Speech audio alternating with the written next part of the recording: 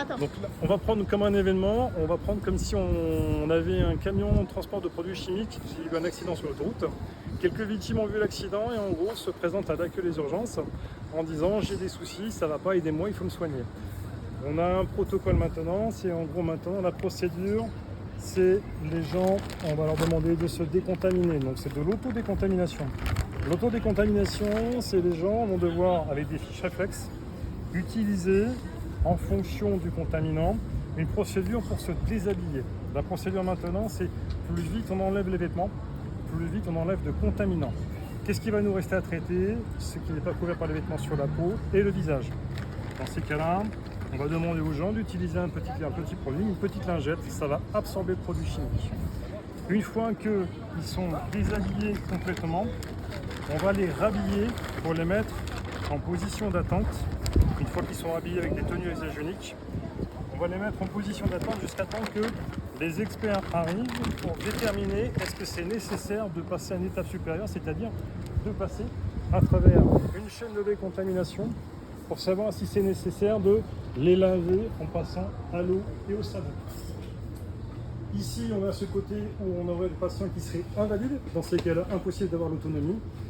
Il nous faut des agents en tenue de protection, parce que le but c'est toujours de protéger le personnel, qui vont prendre en charge la victime, la déshabiller et ensuite pouvoir faire passer d'un sas à l'autre. Le but de ces sas, c'est qu'en gros la victime ici dans cette zone-là sera déshabillée.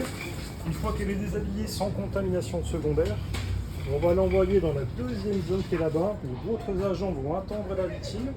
Et dans cette zone-là, ici centrale, c'est là où on va laver les gens, à l'eau et au savon. Le but, c'est de déplacer le produit pour ne pas qu'il reste sur la peau et sur le contact de la victime. La troisième zone s'en va au fond.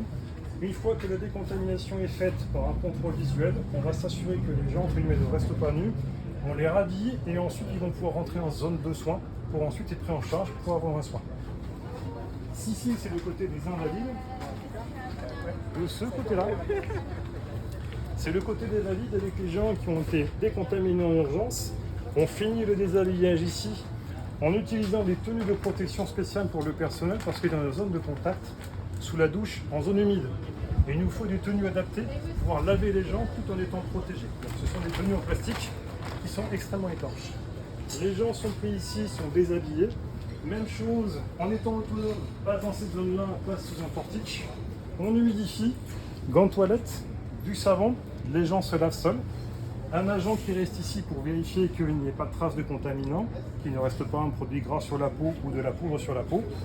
On y met les affiches pour que les gens sachent bien qu'est-ce qu'il faut faire. Au moins c'est du visuel et c'est plus facile.